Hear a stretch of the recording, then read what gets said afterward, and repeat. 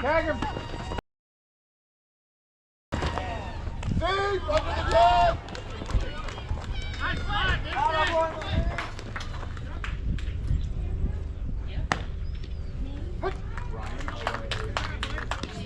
I was in the right position for a play at first, but it developed a home plate. I think I could have taken a step to try and get a better angle on this one. Thankfully, the ball fell out of the glove, so that one was clearly safe.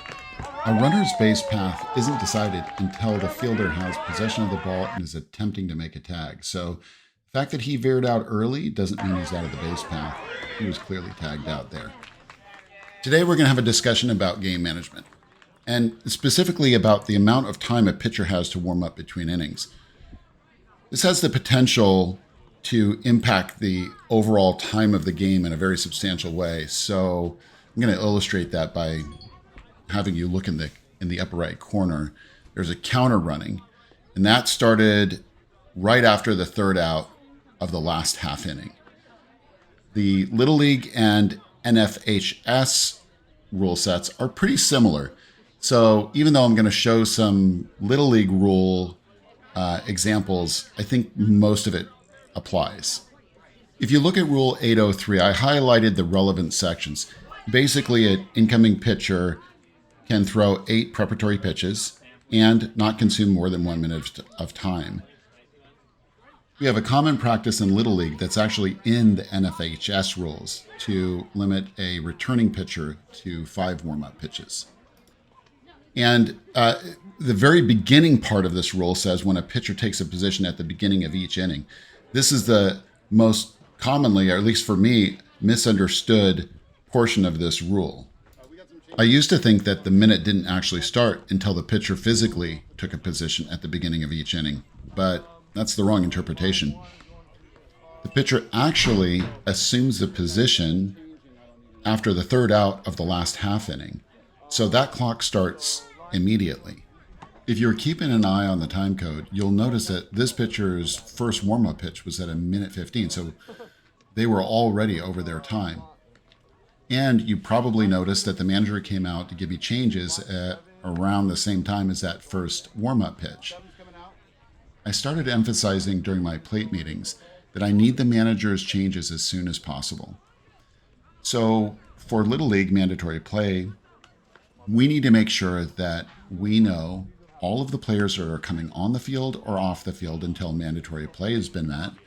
And we also need to know the pitcher and the catcher for the entire game. Both Little League and high school have speed up rules that will allow you to use a courtesy runner. Now I'm just going to talk about the Little League rules.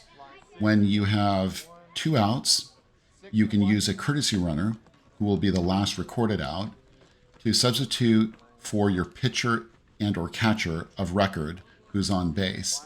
Now it's important to understand that the distinction is the pitcher and catcher of record. It's not to get your catcher who is coming in the next half inning, who wasn't already in the game as catcher. This is important to prevent abuse of the rules so that a manager can't just say that they want to substitute a slow running player because they're going to bring that person in the next inning. If you don't know what a minute feels like, you might want to use a stopwatch at least for the first few times. You don't really need to get that precise with it, but just to understand approximately what a minute is like.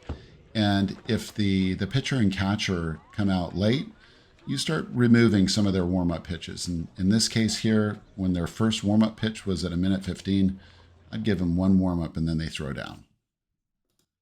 Look at the time code here. I've had some games with over 4 or 5 minutes in between innings because of the nature of the changes and managers not being prepared to give those changes. So it's really, really important that they learn that during the regular season. So as they head into tournament time, everyone knows what they're supposed to do. Now, if you take 3 minutes, so let's say we used a minute and a half extra for this half inning, times 2 per inning, the impact on your game could be 15 to 20 minutes or more.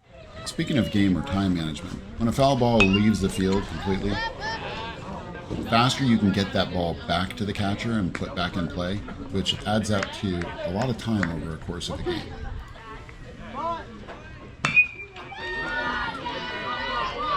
Catch it.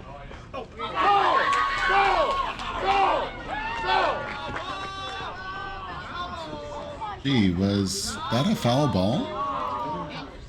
It's really important to stay with plays like this. And the first baseman removed the force out right here, and the shortstop did not tag him initially. Got him right at the very end. You don't see this one very often. The batter sticks out his hand to avoid getting hit.